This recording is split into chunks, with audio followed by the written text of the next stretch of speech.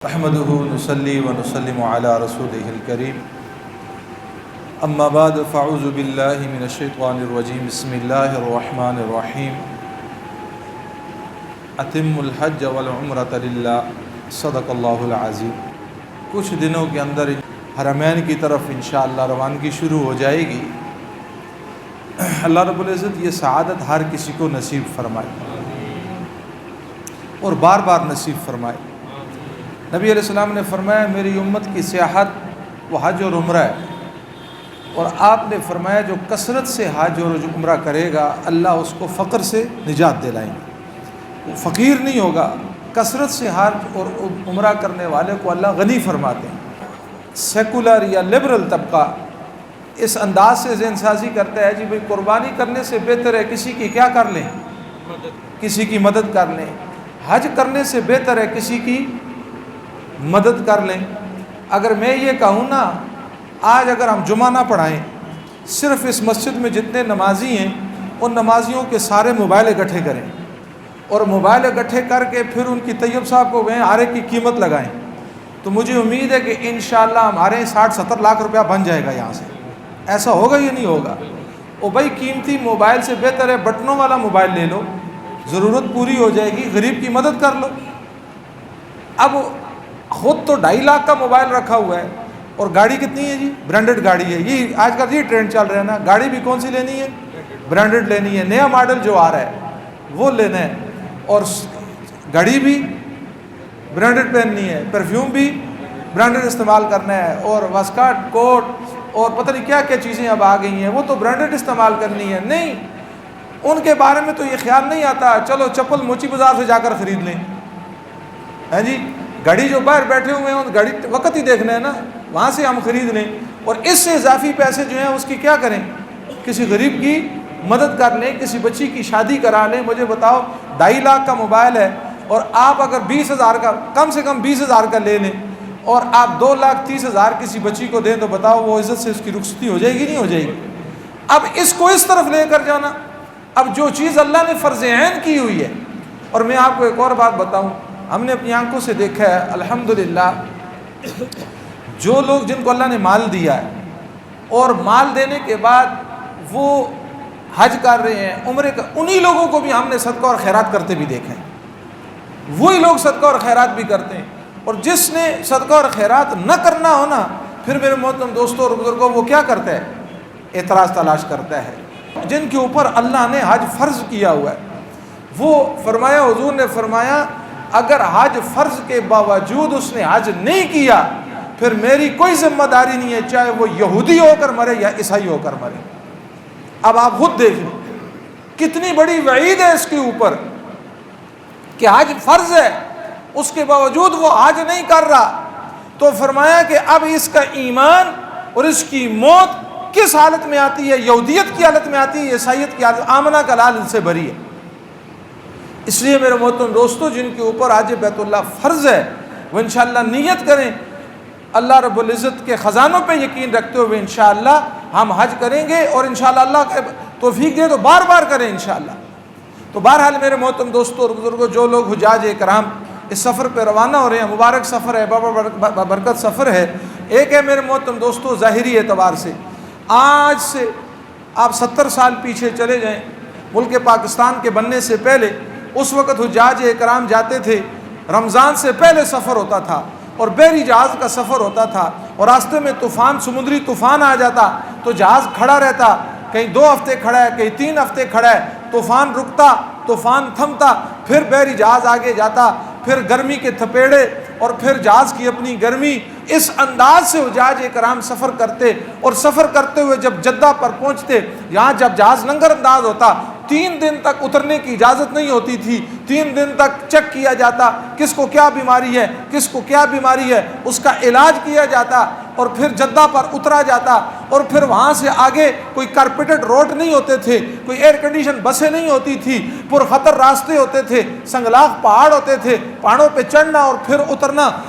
Jeddah سے مکہ مکرمہ کا سفر جو 50 کلومیٹر کا ہے یہ حاجی 3 دن میں طے کرتے تھے، 3 دن لگ جاتے تھے، اور پھر آگے کسی کے پاس سواری لینے کی پیسے ہوتے تھے، کسی کے پاس سواری کے پیسے نہیں ہوتے تھے، جو دو چار حاجی مل جاتے اور مل کر ایک اونٹ کرائے پر لیتے، اپنا سامان اس پر لاد دیتے، ساتھ اس کے پیدل پیدل چلتے، راستے میں پانی کا انتظام نہیں ہے، پانی کا بندوبست بھی ساتھ لے کر جانا ہے، وضو بھی اسی پانی سے کرنا ہے، پانی پینا بھی اسی سے ہے، اور پھر میرے محترم دوستوں اور بزرگوں 3 دن کے بعد یہ حاجی مکہ مکرمہ میں پہنچتا تھا، لیکن راستے کچے تھے، حج کرنے والا پکا ہوتا تھا۔ امام شافعی رحمۃ اللہ علیہ، آپ مینا میں ایک عربی نے آپ کو دعوت دی کہ آؤ میرے ساتھ کھانا کھاؤ، آپ بیٹھ گئے، آپ کھانا کھانے لگے، تو وہ عربی آپ کو کہنے لگا آپ مجھے قریشی لگتے ہیں۔ انہوں نے کہا ہاں میں قریشی ہوں، تو نے کیسے پہچانا ہے؟ اس نے کہا قریشی دعوت کرنے میں، دعوت قبول کرنے میں اور کھانے میں بے تکلف لوگ ہوتے ہیں۔ پھر انہوں نے اس سے پوچھا امام شافعی رحمۃ اللہ علیہ نے، تو کہاں سے آیا؟ وہ کہنے لگا میں مدینہ منورہ سے آیا۔ یہ کہنے لگے مدینہ منورہ میں امام مالک رحمۃ اللہ علیہ ہوتے ہیں، ان کی باتیں پوچھنے لگے۔ وہ کہتے ہیں ہاں مسجد نبوی میں درس دیتے ہیں، محدث ہیں، فقیہ ہیں۔ آپ ان کی باتیں کرنے لگے۔ پھر وہ عربی کہتا ہے آپ امام مالک سے ملنا چاہتے ہیں، آپ ایسا کریں، ہم جب مدینہ منورہ سے آئے ایک سواری ہمارے پاس اس وقت واپس خالی جائے گی، وہ سوار یہیں رہ جائے گا، آپ ہمارے ساتھ چلیں۔ امام شافعی مکہ مکرمہ سے مدینہ منورہ گئے۔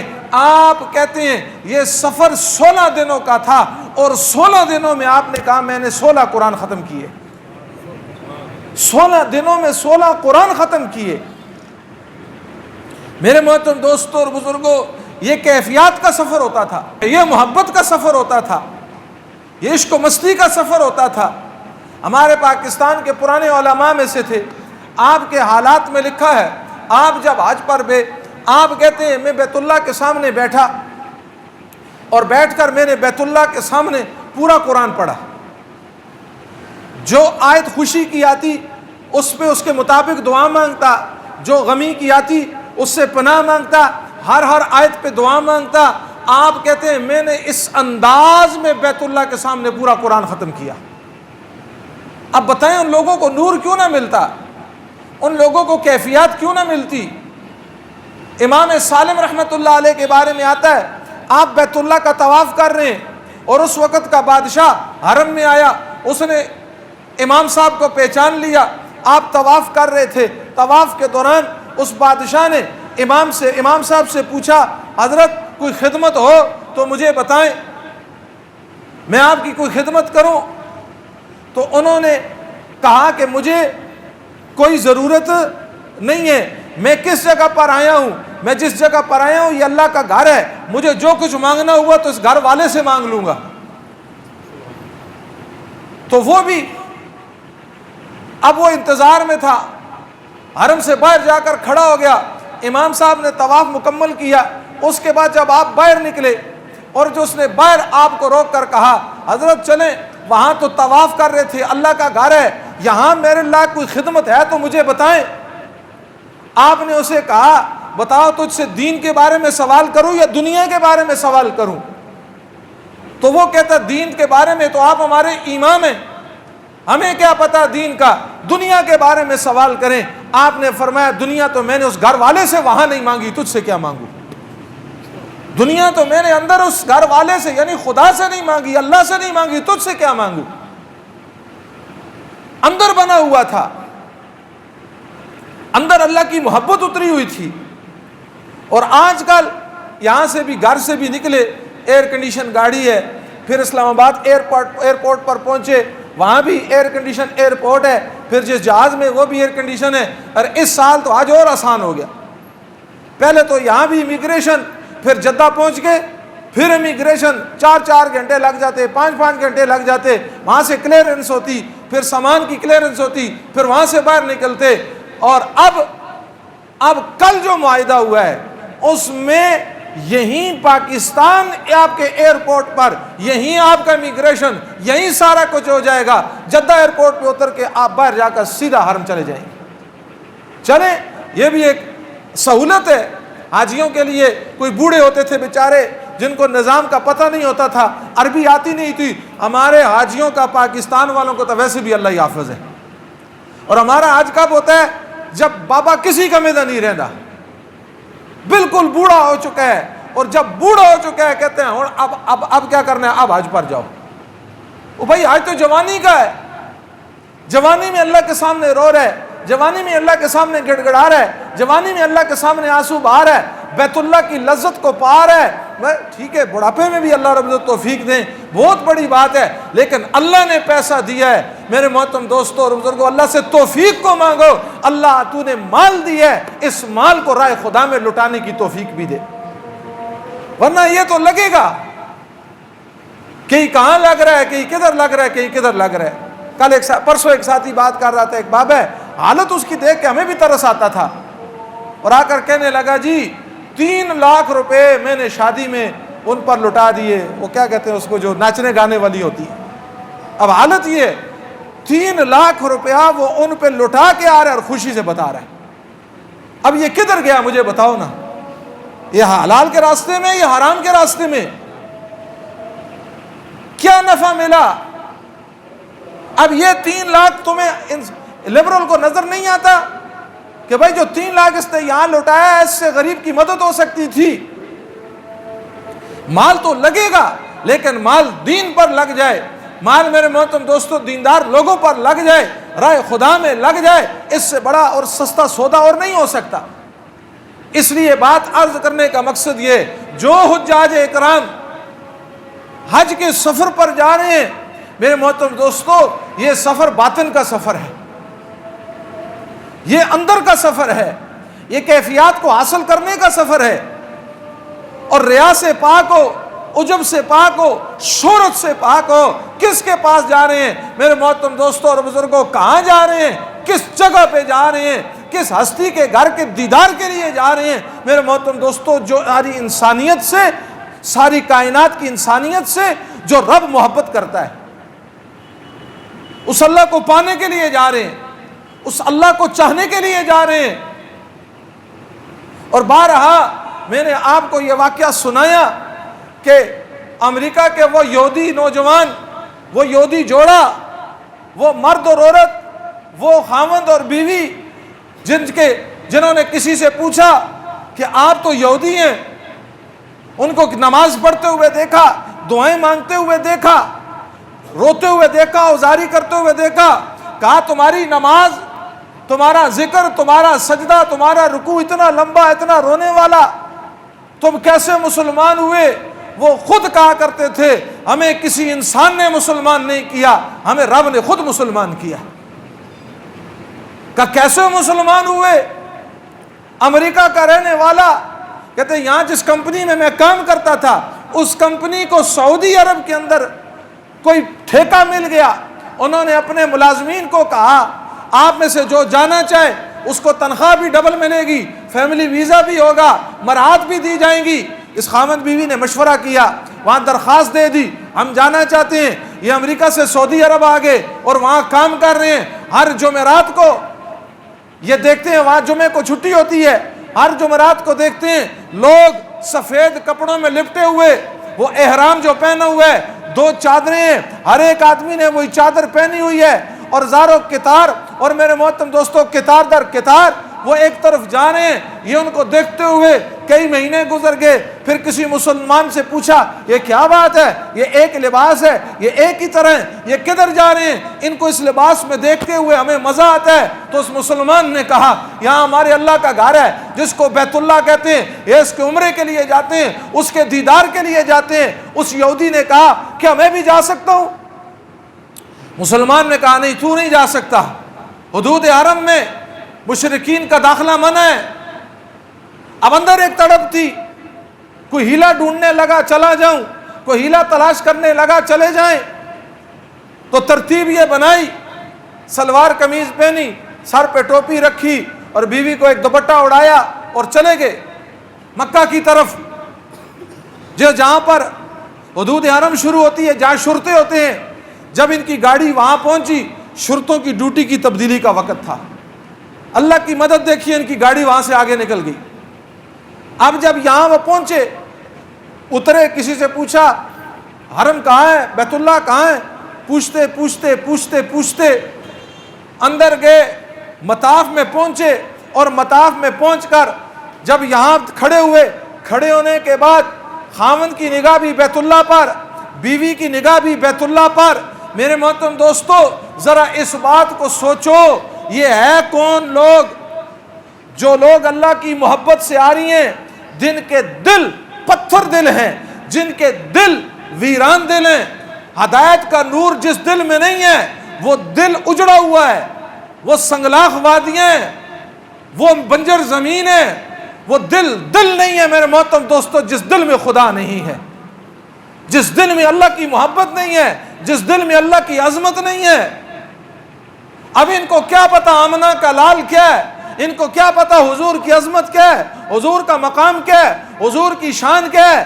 یہ پتھر دل لوگ جن کے دل میں اندھیرا چھایا ہوا ہے، کالی رات سے زیادہ گہرا اندھیرا جن کے دلوں میں چھایا ہوا تھا، جب انہوں نے نگاہ اٹھا کر بیت اللہ کو دیکھا، خاوند بھی دیکھ رہے، بیوی بھی دیکھ رہی ہے، لمحے گزر رہے ہیں، وقت گزر رہا ہے، اور میرے محترم دوستو طویل در وقت ہو گیا۔ کافی دیر کے بعد خاوند نے پلٹ کر بیوی کو دیکھا، بیوی زاروں کتار رو رہی ہے، اور بیوی نے خاوند کو دیکھا، خاوند بھی زاروں کتار رو رہا ہے۔ وہ اللہ کے بندے کیوں رو رہے ہو؟ کس بات کا تمہیں رونا ہے؟ کیوں یہاں آنسو بہا رہے ہو؟ پوچھتے ہیں ایک دوسرے کو کیوں رو رہے ہو؟ خاوند کہتا ہے پتہ نہیں، اس گھر میں لذت اتنا ہے، اس گھر میں دیدار میں معرفت اتنی ہے، اس گھر کے دیکھنے میں اتنی چاشنی ہے کہ اس گھر کو دیکھ کر ہماری آنکھیں بھی برس گئیں، پتھر اور ویران دل بھی آنسو بہا رہا ہے۔ فرمایا کہنے لگے جس کا گھر ایسا ہے وہ گھر والا کیسا ہوگا؟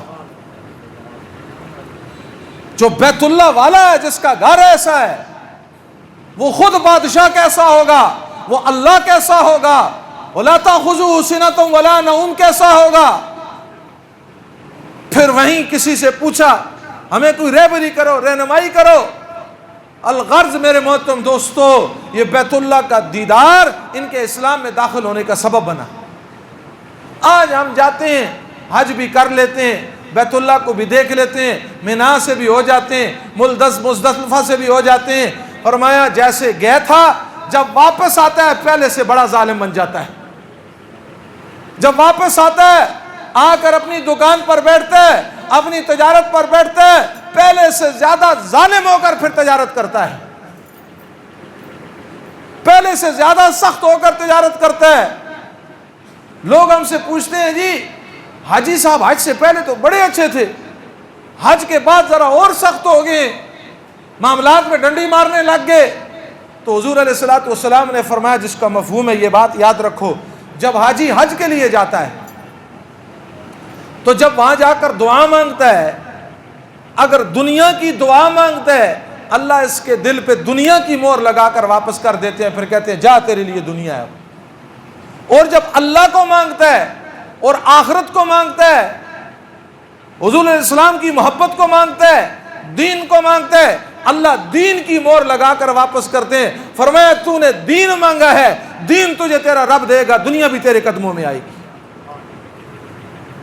ہم جاتے ہیں، ہمیں اپنی پڑی رہتی ہے۔ میرے محترم دوستوں اور بزرگوں کیسی وہ جگہ ہے، کیسا وہ مقام ہے، وہ میدان عرفات میرے محترم دوستوں اور بزرگوں جہاں دعا مانگتا ہے حاجی، جب دعا مانگتا ہے، جب آمین کہتا ہے، میرے محترم دوستو عرفات سے نکل کر جب مزدلفہ کی طرف جاتا ہے تو فرشتہ اعلان کرتا ہے حاجی پاکستان سے تو چلا تھا، گناہوں میں تو گناہوں سے سیاہ ہو کر چلا تھا، آج تو گناہوں سے ایسا صاف پاک ستھرا ہوا ہے جیسے آج ہی ماں کے پیٹ سے پیدا ہوا ہے۔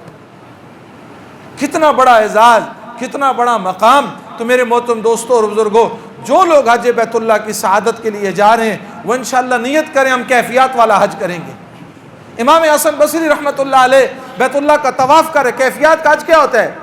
آپ طواف کر رہے تھے، ایک نوجوان لڑکی کو دیکھا اشعار پڑھ رہی ہے، وہ بھی اونچے پڑھ رہی ہے، آپ نے اس کو منع کیا بیٹی اشعار پڑھ لیکن آہستہ پڑھ، اونچے کیوں پڑھتی ہے؟ وہ پلٹ کر کہنے لگی حسن بصری مجھے تو یہ بتا تو اس گھر کا طواف کر رہا ہے یا اس کی تجلیات کا طواف کر رہا ہے؟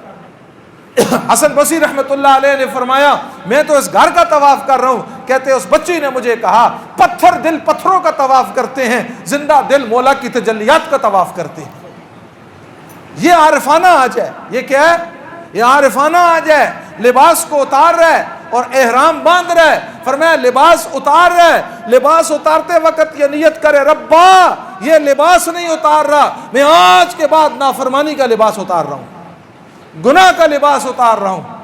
اور جب احرام پہنے, اللہ میں تیرے تقوی کا لباس پہن رہا ہوں, آج کے بعد انشاءاللہ موت تک تیری کوئی نافرمانی نہیں کروں. گندے کپڑے مشین میں ڈالتے ہیں, مشین اس کو چکر دیتی ہے اور چکر دینے کے بعد اجلا اور ستھرا کر کے صاف کر کے واپس کرتی ہے. بیت اللہ کے گرد طواف کر رہا ہے اور بیت اللہ اس کو صاف کر رہا ہے, اس کے گناہوں کو دھول رہا ہے, اس کی غیبتوں کو, حسد کو, بغض کو, عداوت کو, باطنی بیماریوں کو, اور اس کو صاف ستھرا کر کے حضور کا سچا امتی بنا رہا ہے. سیکھ کر جائیں, پورے مسائل سے واقف ہو کر جائیں. بعض اوقات پھر اس طرح آ جاتا ہے, دم آ جاتا ہے, ہاں جی, پھر جب دم آ جائے تو سیدھی بات ہے, دم دیتے ہوئے دم بھی نکلتا ہے. پھر مہنگا نا, دم کیا ہے, مہنگا ہے, پھر دم بھی نال نکلتا ہے. اوہو اب جانور کیسے خریدوں گا؟ تو اس سے بہتر یہ ہے کہ پہلے کیا کرے, پورا سیکھ کر جائے. کوئی اتنی لمبی چوڑی بات نہیں, انشاءاللہ اللہ نے توفیق دی تو اگلے انشاءاللہ اس میں اس بات کو تھوڑا سا آگے لے کر چلیں گے.